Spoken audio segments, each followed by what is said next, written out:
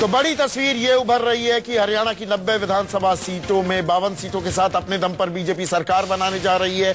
ऐसा पहली बार होगा हरियाणा में। और महाराष्ट्र में भी 288 में से 151 सीटों के साथ दोनों जगह बहुमत के पार अपने दम पर बीजेपी सरकार बना रही है। अनुराधा, ऐसे में ये बताइए, दर्शकों को थोड़ी सेंस दीजिए, बड़ी तस्वीर, राष्ट्रीय राजनीति पर क्या असर डालने वाली तस्वीर दिख रही है? मोदी का झंडा बरकरार है और वो तेजी से लहरा रहा है आज की डेट में। इसका इम्पैक्ट जो है सबसे ज्यादा अगर कहीं पड़ेगा तो हरियाणा के में अगर बीजेपी आ गई, जिस तरीके से एग्जिट पोल्स बता रहे हैं, तो आप ये मान लें कि दिल्ली में चुनाव देर नहीं है। मुझे सबसे इम्पोर्टेंट तो दिल्ली में भी चुनावी घंटी बजने वाली है। चुनावी घंटी बजने वाली है। एक दूसरी चीज कि मोदी और उनकी जो ये पूरी तरह से नए युग, नई चीज की शुरुआत हो चुकी है बीजेपी की। नई बीजेपी स्थापित हो गई है, अब पूरी तरह से स्थापित हो गई है। वो सेटअप तैयार है। जो लग रहा था कि उत्तर प्रदेश के उपचुनाव में और कुछ सीटों पर जब जिस तरीके से समाजवादी पार्टी आई थी तो शायद कहीं ना कहीं क्वेश्चन मार्क लगने लगा था, लेकिन वो उपचुनाव थे। जब सरकार बनाने की बात आ रही है तो मोदी का डंका चल रहा है, इसमें कोई दो राय नहीं है। विनोद, देखिए, ऐसा है कि अभी किसी प्रवक्ता ने भाजपा के ये कहा, शायद सिद्धार्थ थे, कि भाजपा जो है पैन इंडिया पार्टी बनना चाहती है। मुझे लगता है कि भाजपा को आज के दिन सुनहरा मौका है कि पैन इंडियन पार्टी बने। बावजूद इसके कि पैन इंडिया पार्टी अपने आयाम के साथ साथ अपना व्यक्तित्व भी बदले, उसको ज्यादा इंक्लूसिव करे, उस पर भी अभी भी प्रश्न चिन्ह है।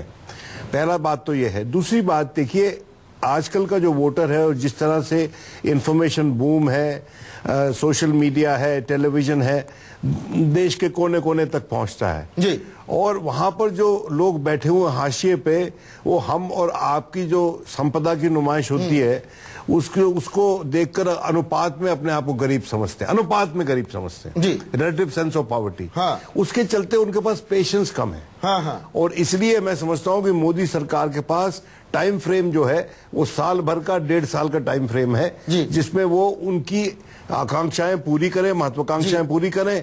अगर 1-1.5 साल में बड़े डिसीजंस नहीं होते, जनता तक रिलीफ नहीं पहुंचता, तो फिर ये मैं समझता हूं स्टोरी बदल भी सकती है। इंक्लूसिव राजनीति भी करनी होगी। हमारे साथ एक और खास मेहमान सुधांशु मित्तल जुड़ गए हैं, उनसे मैं ये चर्चा करूंगा। और आज तो मुस्कुराने का दिन है और आंकड़े ये हमसे बेहतर समझते हैं, थोड़ा आंकड़ों पर बात करेंगे सुधांशु मित्तल से ब्रेक के बाद।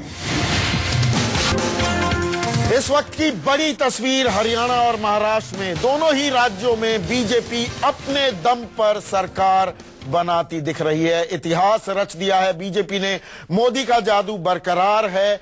यही एग्जिट पोल अगर नतीजों में 4 दिन बाद तब्दील हो जाता है, ऐसा होता ही है। न्यूज 24 और टुडेज चाणक्य का एग्जिट पोल सबसे सटीक, सबसे विश्वसनीय एग्जिट पोल है। और एग्जिट पोल को देखने के बाद अब एक और बड़ी खबर आपको बता दूं, शिवसेना में हड़कंप मच गया है। 151 सीटें मिल रही हैं 288 में से महाराष्ट्र में बीजेपी को हमारे एग्जिट पोल में, जबकि 71 पर संतोष करना पड़ेगा शिवसेना को, दूसरे नंबर पर है।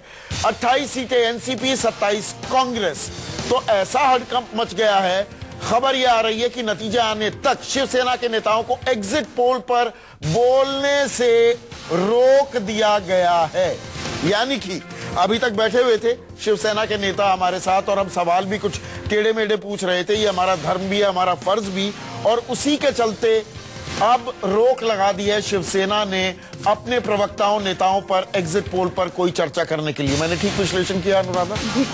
मुझे लगता है बेचारे अभी क्या करेंगे, अभी उनके पास ऑप्शन नहीं है कि बोले तो क्या बोले ना। ये ऐसी चीज है कि ना तो पानी गटक के पिया जा सकता है, ना निकाला जा सकता है। फिर आप उनसे नहीं तो पूछेंगी अब बीजेपी के साथ जाओगे क्या, अनंत गीते क्या इस्तीफा दे देंगे क्या? तो उनकी ऊहापोह जो है, शिवसेना की ऊहापोह आज की डेट में जिसे कह सकते हैं, it is poor things, that's what you can say. Why? Because इस तरीके के पॉलिटिकल डिसीजंस जो उनको लेने पड़ेंगे, वो क्या करें? करे तो क्या करे वाली कांग्रेस के साथ नहीं जा सकते, एनसीपी के साथ नहीं जा सकते, राज ठाकरे बिल्कुल अब फूके हुए कारतूस की तरह आ गए हैं, और इसके साथ साथ अपनी हिस्ट्री का बेस्ट परफॉर्मेंस अगर आप उसे देखें तो पिछले जब से उद्धव ठाकरे आए हैं, उनकी नेतृत्व में जब से शिवसेना आई है, तो उसका ये बेस्ट परफॉर्मेंस है। पर उसका फायदा नहीं मिलेगा। फायदा जिस तरह से 2009 में समाजवादी पार्टी के साथ हुआ था, वैसे ही शिवसेना के साथ केंद्र में हुआ था कि उनकी बेस्ट परफॉर्मेंस थी लोकसभा में, लेकिन उनको उनकी समर्थन की जरूरत नहीं थी यूपीए को। उसी तरह से आज के दिन अगर ये आंकड़े सही निकलते हैं तो शिवसेना की भी वही विडंबना है, लेकिन उनको उनकी समर्थन की जरूरत नहीं थी यूपीए को। उसी तरह से आज के दिन अगर ये आंकड़े सही निकलते हैं तो शिवसेना की भी वही विडंबना है कि इट इज अ विडंबना। और उन्होंने अपना, देखिए, उन्होंने अपनी जमीन बढ़ाई है, हाँ। लेकिन भाजपा ने अपनी जमीन उनसे कहीं ज्यादा बढ़ा ली है। हाँ। और उनका झगड़ा भाजपा के साथ किस बात पे था? हाँ। वो ये कहते थे कि आपने जब कर्नाटक में कुमारस्वामी को मुख्यमंत्री बना दिया, हाँ। मायावती को मुख्यमंत्री बना दिया, नीतीश कुमार को मुख्यमंत्री बना दिया, तो हमको मुख्यमंत्री पद देने से क्या करेगा आपको? और यही तो दर्द था। सबसे पुराने एलाइज हैं। सुधांशु कुछ बोलना चाह रहे हैं विनोद, यही तो दर्द था। मुझे ये बताइए सुधांशु मित्तल, अब आप आगे हैं, अपने दम पर सरकार बना सकते हैं। आप छोटे ब्रदर थे, आप छोटे भैया थे, अब आप बिग ब्रदर की भूमिका में साफ आते दिख रहे हैं महाराष्ट्र में। तो बड़ा भैया भरत मिलाप के लिए तैयार होगा क्या? ये ऊहापोह खत्म कर दो ना शिवसेना की। सुधांशु जी। संदीप जी, 2-3 चीजें इससे पहले कि शिवसेना और भाजपा के संबंधों के बारे में बात करें। मुझे लगता है कि अगर ये नतीजे, जो मेरा मानना है यही नतीजे निकलेंगे, क्योंकि विश्वसनीयता आप लोगों की बहुत ज्यादा है, उसके बारे में मुझे तारीफ करने की जरूरत नहीं है। इसके ये नतीजे क्या दिखाते हैं, इनका थोड़ा सा एक विश्लेषण होना चाहिए। पहला दिखाता है कि हिंदुस्तान की राजनीति में जो एक नया परिवर्तन आ रहा था, और 2014 की लोकसभा में जो मैनिफेस्ट करा था, वो दोबारा इस समय जनता ने रीइटरेट करा है। और वो है कि यहां जात पात धर्म क्षेत्र, इसकी राजनीति से उठ के उम्मीद की राजनीति जो है वो सबसे प्रबल राजनीति है। इसमें एक चीज आप बहुत अहम बात कह रहे हैं, शासन की राजनीति जो है, सुधांशु आप बहुत अहम बात कह रहे हैं, मेरे मन की बात कह दी। मैं सिर्फ बीच में हल्का सा इंटरजेक्शन कर रहा हूं आपकी इजाजत से। क्या ये दरअसल आप लोगों ने भी कॉर्स करेक्शन किया? बाईपोल में आप पुराने ढर्रे वाली राजनीति करने लगे थे, आप मानेंगे। उत्तर प्रदेश में आप वही पुराने एजेंडे पर जाने की कोशिश की, मुंह की खाई। आपने जो नई दिशा, नई उम्मीद दिखाई थी, जिसका अभी आप जिक्र कर रहे थे लोकसभा चुनाव में, उसी पर आप महाराष्ट्र और हरियाणा में गए तो वैसे ही नतीजे मिले। ये क्या बीजेपी के लिए भी सबक है? नहीं संदीप जी, फिर थोड़ा सा हम लोग कहीं विश्लेषण गलत कर जाएंगे। हाँ। जो उपचुनाव होते हैं उनका एक कैरेक्टर अलग क्यों होता है कि उन उपचुनाव में जो सरकार होती है, गवर्नमेंट ऑफ द डे, उसको एक स्वाभाविक एडवांटेज होता है। और वो एडवांटेज होता है उनका प्रशासन का, वो राजस्थान में ले लेते हैं व्यवस्था का, वहां पे उसके दबाव का, सारी क्योंकि बचली। सर राजस्थान में 4 में से 3 हार गए होगा। आप ही के चैनल पे मैंने कहा, तो राजस्थान दोनों, आपकी चैनल पे मैंने कहा कि मेरे लिए उत्तर प्रदेश से ज्यादा जो चिंता का विषय था वो राजस्थान था। वो मैंने आप ही के चैनल पे कहा, और वो अभी भी आज मैं मानता हूं कि वहां पे सोचना पड़ेगा। और वहां की राजनीति वो राजनीति नहीं थी जो आप उत्तर प्रदेश की बात करें। मैं जो एक चीज कहना चाहता हूं, नई राजनीति हिंदुस्तान की जनता दिखा रही है।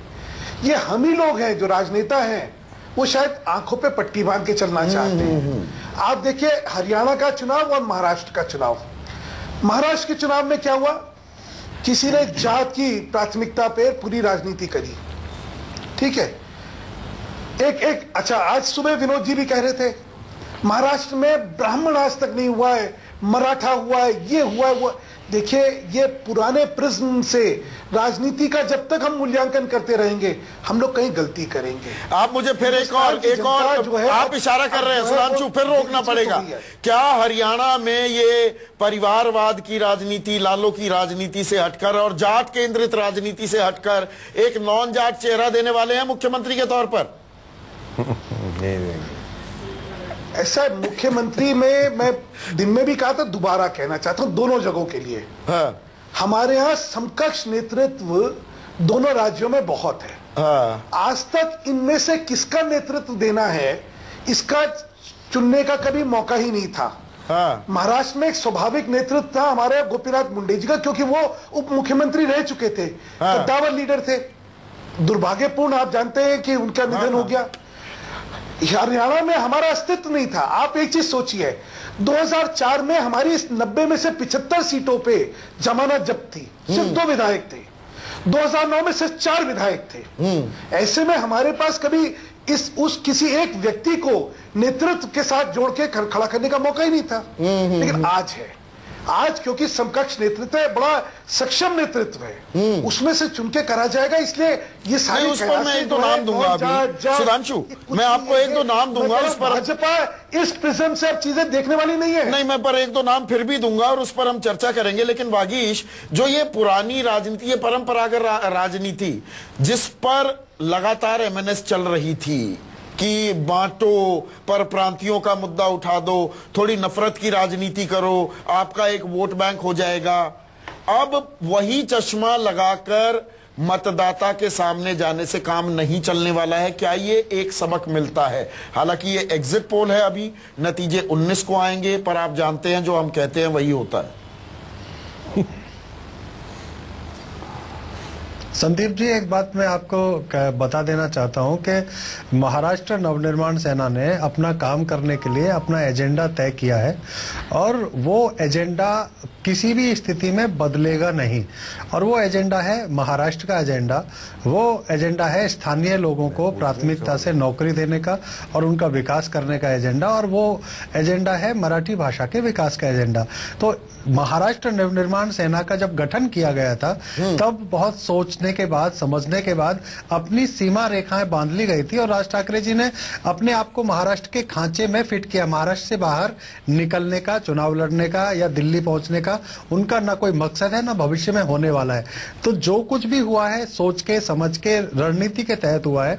हो सकता है कि आज हमारी रणनीति फेल हुई हो, उसके लिए हमें पुनर्विचार करना पड़ेगा कि किस तरह से हम प्रेजेंट करें, क्योंकि जिस तरह से नरेंद्र मोदी जी नतीजे तो बुरे आ रहे हैं ना वागीश, नतीजे तो बुरे आ रहे हैं। क्या इन नतीजों में वागीश सुन तो लीजिए वागीश, क्या इन नतीजों में सीधा सीधा संकेत मिल रहा है उद्धव और राज ठाकरे को कि ऐसे राजनीति नहीं चलेगी, अब दोनों भाइयों को मिलना होगा, कदम ताल करनी होगी, तभी आगे गाड़ी चल पाएगी? ये बहुत जल्दी होगा कहना कि देखिए अब संकेत मिलते हैं, संकेत मिलना और उन चीजों का होना ये दो अलग चीजें हैं। और एक मुद्दे पर आकर के, एक मुकाम पर के आकर के ये दोनों भाई अलग हुए हैं, तो इतना आसान नहीं है उद्धव जी का और राज ठाकरे जी का मिलना जितना हम लोग चर्चाओं में करते हैं। कई सारे ऐसे मौके पूछना चाह रहे हैं वागीश जी, कोशिश की गई, लेकिन कहीं ना कहीं आकर के किसी न किसी मुद्दे पर आकर के हर बार बात टूटी है। अरे वागीश जी, फैसला तो हो चुका है। देखिए दोनों भाइयों में झगड़ा क्यों हुआ? एक मिनट, दोनों भाइयों में झगड़ा क्यों हुआ? झगड़ा इस बात पे हुआ कि बाला साहब की विरासत किसके पास होगी। उस विरासत का निर्णय, अगर ये प्रोजेक्शन सही है, तो वो विरासत उद्धव जी के पास आ गई। वो विरासत जनता ने दी थी, जो जनता ने बाला साहब को दिया था अफेक्शन, वो उन्होंने ट्रांसफर कर दिया उद्धव को और राज साहब को नहीं किया। तो अब ये लड़ाई का तो अंत होना चाहिए और उस जमीन पर मिलकर खेती करें, अच्छी फसल उगाएं, यही तो संदेश है जनता का, अगर ये प्रोजेक्शन सही है तो। नहीं विनोद जी, मुझे ऐसा लगता है कि जहां तक विरासत का प्रश्न है, विरासत दो किस्म की होती है कि एक तो राजा का बेटा राजा बनता है और दूसरा होता है कि उनके विचारों को लेकर के आगे उनकी विरासत को आगे चलाता है। अब सत्ता हासिल करना ही सफलता का मापदंड नहीं होता है, ऐसा मुझे लगता है। और अक्सर ऐसा होता है कि राजनीतिक दल को सत्ता के शिखर तक पहुंचने में सालों साल का वक्त गुजर जाता है। आज जो शिवसेना की 71 सीटें आप दिखा रहे हैं जी, शिवसेना 48 साल पुरानी पार्टी है, मन से 9 साल पुरानी पार्टी है। हम एक तो इन पार्टियों को तुलना नहीं कर सकते। हो सकता है हम, चलिए मतलब आपको वक्त चाहिए, हो सकता है हमारे वक्त चाहिए और वक्त वैसे ब्रेक का भी है। लेकिन अनुराधा, एक आपकी टिप्पणी में जरूर अगर महाराष्ट्र में कैसी चर्निंग अब आपको होती दिख रही है आने वाले दिनों में? क्योंकि अब वो परंपरा का ढांचा टूट गया है, बिखर गया, वो बिल्कुल टूट गया है। और महाराष्ट्र में मुझे लगता है चूंकि पिछले 2-3 साल से जो सरकार थी, पृथ्वीराज चौहान की सरकार थी, उसने कितना काम किया नहीं किया ये तो पता नहीं, लेकिन परसेप्शन उस सरकार का ये था कि ये काम नहीं कर रही है या चीजें उस तरीके से नहीं हो रही है संदीप जिस तरीके से होना चाहिए, ग्रोथ या डेवलपमेंट, क्योंकि मुंबई एक कमर्शियल सिटी है। तो वो जो था जो इशू है, तो उसके कारण महाराष्ट्र की जनता ने एक बार फाइनली एक नेशनल पार्टी के साथ जो जैसा सुधांशु ने कहा, उम्मीदों की राजनीति जो कर रहे हैं, उम्मीदों की राजनीति के साथ जाने की पूरी भरपूर कोशिश की और उनको इसीलिए वोट दिया है कि वो उम्मीद से जा रहे हैं कि हमारा भविष्य बेहतर होगा, हमारी दशा अच्छी होगी। सबसे बड़ा इसमें प्रॉब्लम जो है वो यही है क्योंकि उम्मीद इतनी ज्यादा है नरेंद्र मोदी से, इतनी ज्यादा उम्मीद है क्योंकि जिस दिन सरकार बनेगी उसके दूसरे दिन से लोग ये एक्सपेक्ट करने लगेंगे कि हमारी जिंदगी बदल जाए। वो बहुत मुश्किल काम है क्योंकि आप जितनी ज्यादा उम्मीद की लकीर खींचेंगे उतना ही आपको परफॉर्म करना पड़ेगा। ताज तो पहना दिया, ये कांटों का ताज। एक बात का मैं बधाई देना चाहता हूं, सुधांशु को बहुत कम बधाई देता हूं, सुधांशु मित्तल को मैं उनकी पार्टी के लिए, लेकिन एक इशू पे भारतीय जनता पार्टी बधाई की पात्र है कि उसने इस कैंपेन में महाराष्ट्र में डिवाइसिव कोई स्लोगन रेस नहीं किया। देखिए, हिंदू मुसलमान का कोई नाम नहीं लिया गया इस इलेक्शन में, इसके लिए कम से कम बीजेपी बधाई की पात्र है। और अगर ये इलेक्शन बीजेपी जीती है तो जैसे सुधांशु कहते हैं और उनसे पहले मैं भी कह रहा था, ये एस्पिरेशन का इलेक्शन है जी। और एस्पिरेशन, लोगों ने अपनी एस्पिरेशन बीजेपी के साथ जोड़ी है और इसीलिए बीजेपी को पैन इंडिया पार्टी नहीं होना है जी, बीजेपी को पैन इंडियन पार्टी होना है।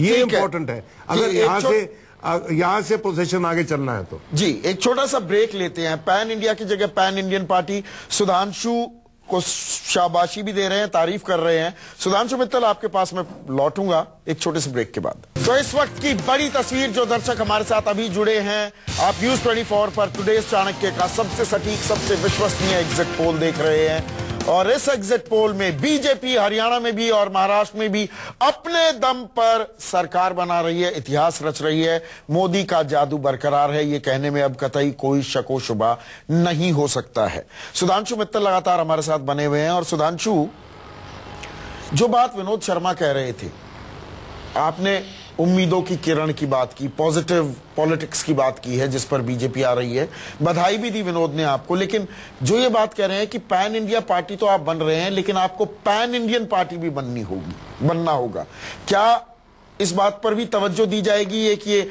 अहम मुद्दा उठा रहे हैं। 30 सेकंड है सर, मुझे ब्रेक लेना होगा उसके बाद। संदीप जी, पैन इंडिया और पैन इंडियन का जब शब्द इस्तेमाल होता है तो हम तो भारतीय हैं, हम इटालियन तो है नहीं, तो पैन इंडियन तो हम ही हैं। और जिस परिपेक्ष में विनोद जी पैन इंडियन की बात करें, इंक्लूसिवनेस की, ये एंटीथीसिस है इस वर्डिक्ट का। ये वर्डिक्ट है कुशासन बनाम सुशासन के लिए। ये फिर वही जात पात, धर्म, ये इंक्लूसिवनेस, लोग इन शब्दों के प्रति आक्रोशित हो चुके हैं क्योंकि इन शब्दों के खोखलेपन की राजनीति सबने देख रखी है। देखिए, अब उम्मीद की जब राजनीति होती है तो याद रखिएगा, from Nadir you can only go towards zenith. आज इन दोनों प्रदेशों में प्रशासनिक व्यवस्था अपनी निचाई की चरम पे थी। भ्रष्टाचार, कुशासन, मतलब एक वहां का जो माहौल था उसमें अराजकता का माहौल था। उस माहौल से शुद्ध आक्रोशित जनता ने एक उम्मीद को वोट दी है और उस उम्मीद का उत्तरदायित्व हम लोग समझते हैं और वो ही उम्मीद का उत्तरदायित्व अभी केंद्र निभा रहा है। और मैं आपको बतला दूं, उसी उम्मीद का उत्तरदायित्व जो है, जो प्रदेश की सरकारें होंगी वो निभाएंगी। चलिए एक और सवाल ले लेता हूं सुधांशु, एक सवाल और हमने ब्रेकिंग न्यूज दिखाई थी कि हमारे एग्जिट पोल के बाद शिवसेना ने मुंह पर ताले लगा दिए अपने प्रवक्ताओं नेताओं के कि कुछ बोलना नहीं है। वजह साफ है, जैसा अनुराधा ने बताया कि मुंह से कुछ ना निकल जाए। आप भी शिवसेना के बारे में कुछ नहीं कह रहे हैं, क्या अभी भी मन में एक शक है, एक कसमसाहट है कि कहीं 144 के आंकड़े से ऊपर खुद नहीं गए, थोड़ा कम रह गए तो शिवसेना की जरूरत पड़ सकती है? ये खेल है क्या अभी? छोटा सा जवाब सर प्लीज। संदीप जी, आप ही के चैनल पे मैंने कहा था ना तुम बेवफा हो ना हम बेवफा हैं, मगर क्या करें हमारी राहें जुदा हैं। तो राहें जुदा हो गई हैं, राहें जुदा हैं, आप ये कह रहे हैं। चलिए एक छोटा सा ब्रेक लेते हैं, ब्रेक के बाद भी चर्चा जारी रहेगी।